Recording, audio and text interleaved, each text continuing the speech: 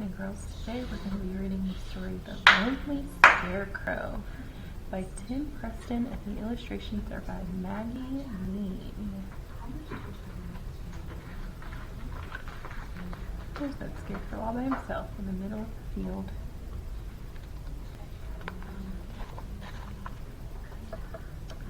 But the creatures of the field were afraid of the Scarecrow's flapping coat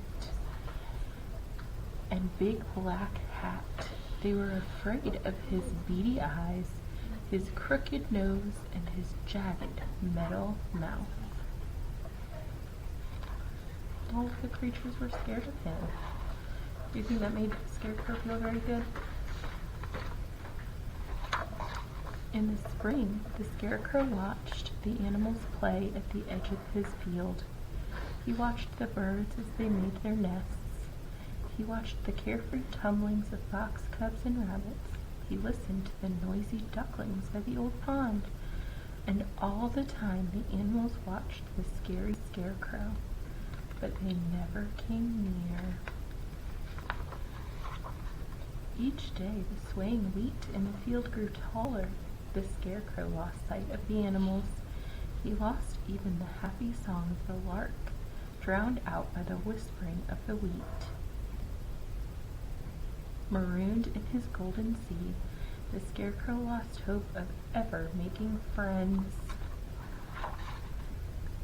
Then the combine monster came to harvest the wheat. The animals hid from its churning jaws and the ravaged acres of mud and stubble that it left behind. They also hid from the Scarecrow, who stood alone now in the empty field. From the north came a sly breeze that stole the leaves from the trees and the light from the days. The animals hurried home to their warm burrows and cozy nests, and the Scarecrow felt even lonelier, for he knew that winter was coming. Snow fell heavily one night and kept on falling. It fell on the bare, still woods and on the silent fields. Slowly it covered the ground where the Scarecrow stood. He's getting covered in snow. In the morning the animals woke to a world that had changed. A thick blanket of snow covered the frozen earth.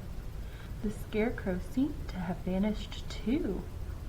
In his place stood a jolly snowman. Now all the animals think he's a snowman. He's not so scary now, is he? The creatures played happily in the field, rolling and tumbling in the snow around the Scarecrow. And the Scarecrow, well, he was as cheerful and bright as the sunny winter day. Although he was happy, the Scarecrow was afraid of what would happen when he lost his snowy coat. He was afraid that the animals would shrink from his twisted shape. Most of all, he was afraid he would be alone again. And then the snow began to thaw. The snow slipped off the Scarecrow's shoulders and dripped from the brim of his hat. When the last patches of snow fell from his face, the animals looked up in wonder. Could the friendly snowman be the same scary creature they had feared for so long? As the warmth of spring stirred the warm brown earth, the Scarecrow felt a bird peck at his hat and a mouse nestle in the folds of his coat. And the Scarecrow knew that he would never be lonely again. The end.